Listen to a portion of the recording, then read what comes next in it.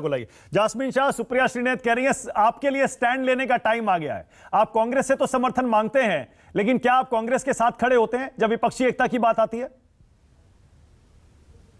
मानक भाई, पहले तो आपका और भी दर्शकों को नमस्कार। कांग्रेस शायद ये भूल रही है कि जब भी देश की एकता, अखंडता और संविधान की बात आती है तो आम आदमी पार्टी हमेशा कांग्रेस नहीं, जो भी लाइक माइंडेड पार्टी से उनके साथ खड़ी होती है।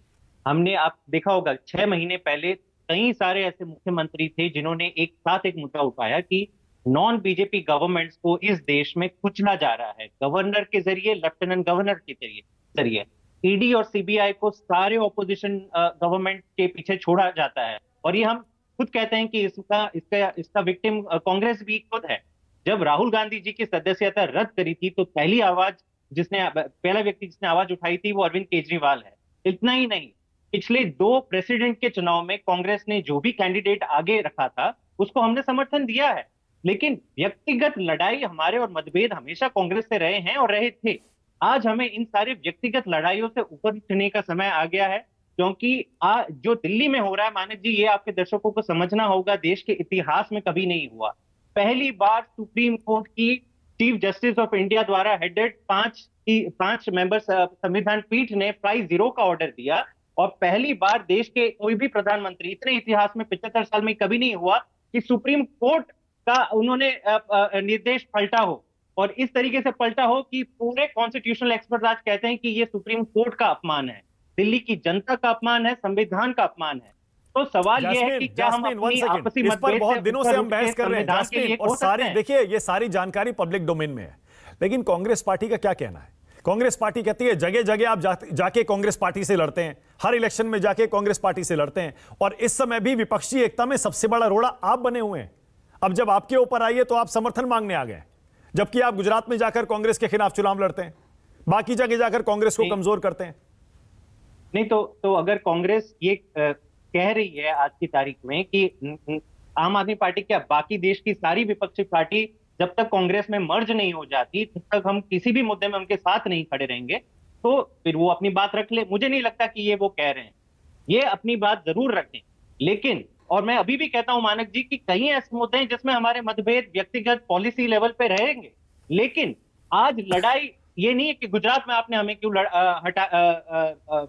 हमारे सामने आप लड़े, पंजाब में क्यों लड़े, दिल्ली में क्यों लड़े। आज संविधान का मैटर है, और ये शीला दीक्षित जी खुद ये लड़ाई लड़ चुकी है।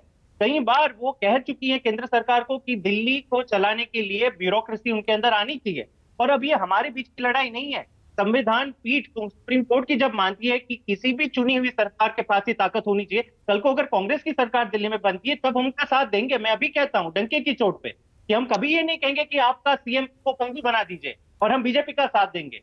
तो मेरे ख्याल से ये देश देख रहा है कि ओके, सुप्रिया रिस्पॉन्ड कर रही हैं आपको। सुप्रिया, बचाने की लड़ाई। अगर आपकी सरकार दिल्ली में होती, केजरीवाल आपके साथ खड़े होते इस मुद्दे पर?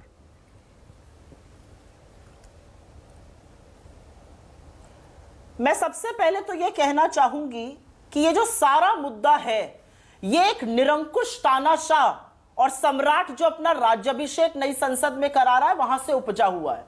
तो ये कांग्रेस वर्सेस आपका मुद्दा नहीं है, इसको प्लीज वैसे मत देखिए। ये नरेंद्र मोदी की निरंकुश सरकार क्या कर रही है, सबसे पहले तो मुद्दा वहीं से उपजता है, और सवाल सबसे पहला वहां से होना चाहिए। यह जरूरी है कि इसको डिमार्केट किया जाए कि क्यों एक चुनी हुई सरकार यहां पर सुप्रीम कोर्ट की ऐसी अवहेलना करने को तैयार है। वही सुप्रीम कोर्ट जिसने कहा है कि सील्ड एनवेलप से सरकारें मत चलाइए, जिसने यह भी कहा है कि सरकार वो नपुंसक होती है जहां पर हेट स्पीच बढ़ती है।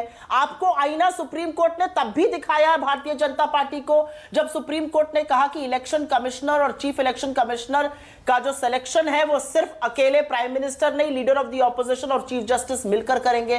तो कहीं पर आपकी क्रेडिबिलिटी पर तो देश के सर्वोच्च न्यायालय ने बहुत बड़े बड़े गंभीर प्रश्न उठाए हुए हैं। तो आज तो भारतीय जनता पार्टी से यह सवाल पूछना चाहिए, मुद्दा कांग्रेस क्या करेगी ये नहीं है। हम पॉलिटिकल पार्टी हैं, हम अपने लोगों से संपर्क स्थापित करेंगे, अपने कार्यकर्ताओं की बात सुनेंगे, अपने लीडर्स की बात सुनेंगे, और हां, अपने 9,900 लोगों के चुने हुए अध्यक्ष और अपने शीर्ष नेतृत्व से, जिसमें राहुल गांधी शामिल हैं, जो पूर्व कांग्रेस के अध्यक्ष हैं, जिसमें हमारी मैम सोनिया जी शामिल है, जो बाकी सीडब्ल्यूसी के मेंबर्स हैं वो शामिल है, उनसे डिस्कस करके फैसला होगा। इसमें भारतीय जनता पार्टी को क्या आपत्ति है? ओके, 1.5 लोगों से सरकार चला रहे हैं। ओके, राजीव जेटली अब आपकी बारी है।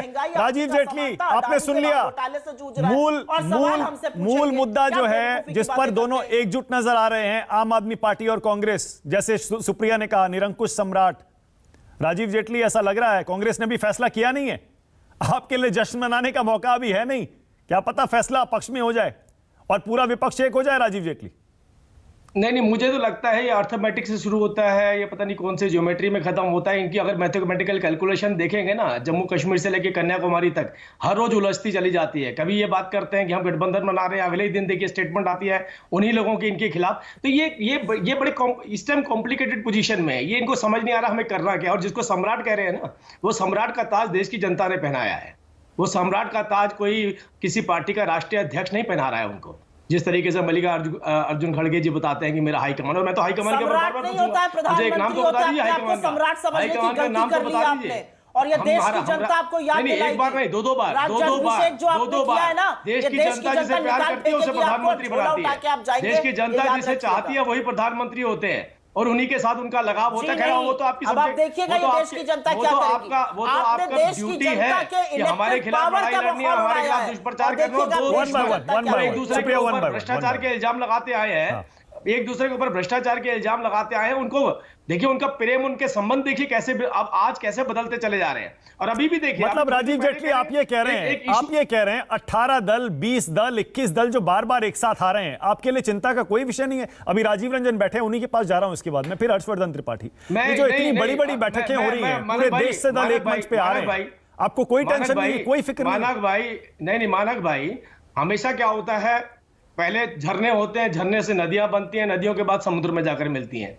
लेकिन आप इनकी अगर गठबंधन की रूपरेखा देखेंगे तो कुछ इस तरीके की है कि ऊपर से नदी तो निकलती है, वो नाले के रूप में परिवर्तित हो जाती है। तो आप देखिए, जब नीचे गठबंधन की चर्चाएं शुरू होती हैं, जब तक वो नीचे आता है तो उसके बाद छोटी छोटी नालियों में कन्वर्ट हो जाता है, और नाली में पानी भी साफ नहीं होता, क्योंकि सभी लोगों के ऊपर इल्जाम लगे। नहीं, मैं इसलिए बोल रहा हूँ, गठबंधन का एजेंडा तो सुनिए, गठबंधन का एजेंडा सुनिए ना। हर किसी का पार्टी से पूछ के देखिए गठबंधन किस बात को लेकर के हो रहा है। वो ये नहीं कह रहा मैं अपनी जनता के लिए गठबंधन करूं, वो कह रहे मेरे ऊपर ईडी के छापे पड़ रहे हैं, वो कहते हैं मेरे ऊपर एजेंसियां आ रही हैं, मेरे भ्रष्टाचार को उजागर किया जा रहा है, तुम मेरे साथ नहीं मिलोगे तो मैं अंदर चला जाऊंगा, और मैं अंदर जाऊंगा तो एक दिन आप भी अंदर जाएंगे। तो ये लड़ाई जो सी है ना, भ्रष्टाचार के बचाव में, जैसे कहते हैं ना एक दूसरे को पकड़ लेना कि हम बाहर नहीं देखना चाहते, ये भ्रष्टाचार की लड़ाई है। किसी जनता देश प्रदेश। ओके, सुप्रिया, छोटा सा इंटरवेंशन, उसके बाद राजीव रंजन और हर्षवर्धन त्रिपाठी। सुप्रिया बोलिए।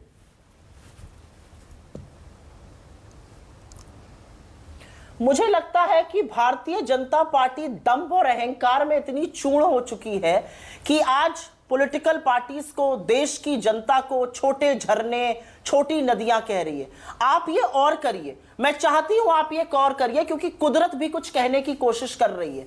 कल जब आप राज्याभिषेक कर रहे थे ना अपना, तब देश की बेटियां सड़कों पर घसीटी जा रही थी, तब महाकाल की मूर्तियां ध्वस्त हो रही थी आंधी से, तब नरेंद्र मोदी स्टेडियम जिसका नाम है, वहां पर बारिश ऐसी हो रही थी कि मैच कैंसिल होना आ गया था। कुदरत का कहर जो है उसको समझिए। देश की जनता का अपमान और देश के लोगों के वोट की ताकत का अपमान करना बंद कर दीजिए। हम चाहते हैं आप दंभ और अहंकार में और चूड़ हो, क्योंकि आपका दिख रहा है आप असलियत से कितने कोसों दूर होते जा रहे हैं। बारिशों में कितने मैच कैंसिल हुए, कितनी बारिशों में कितने मैच कैंसिल हुए, ये कुदरत का कहर की बात हमें तो पता ही नहीं चला। लड़कियां घसीटी जा रही हैं। अरे अभी देखिए आप देश की नहीं, हमें पता ही नहीं चला, क्या करती है। हम तो सोचते थे और अहंकार में बात बारिश तो एक नेचुरल प्रोसेस है जो हो रहा है, हमें तो नहीं पता था ये मनमोहन सिंह जी की कुनीतियों की वजह से हो रहा है, या सोनिया गांधी जी की कुनीतियों की वजह से हो रहा है। यूपी में जितने मैच कैंसिल हुए, और ये तो कोई लॉजिक नहीं हुआ, मुझे समझ नहीं आया इस बात को। और घमंड और अहंकार देना, मैं तो हाथ जोड़ के यही प्रार्थना करती हूं। मुझे बात समझ नहीं आ रही, हंसी आ रही है थोड़ी सी। करे आपके अंदर अभी और जब बारिश हुई मैच के वक्त पे, हमें देखना पड़ेगा तब तक किसकी सरकार थी। मतलब जितनी बार किसी की कुनीतियां थी, किसी का अच्छा नेतृत्व नहीं था, तो बारिश होनी शुरू हो गई और मैच कैंसिल हो गया। बताइए कोई लॉजिक तो होना चाहिए इस बात के पीछे। आप समझ ही नहीं पाए। आप सोचिए 70 साल में जितने मैच कैंसिल हुए, एक बार नेहरू जी उसकी वजह रहे, इंदिरा गांधी जी उसकी वजह रही, इंदिरा गांधी जी। राजीव रंजन को लाइए, राजीव रंजन को लाइए। आज का दूसरा सवाल, राजीव रंजन, हर्षवर्धन त्रिपाठी।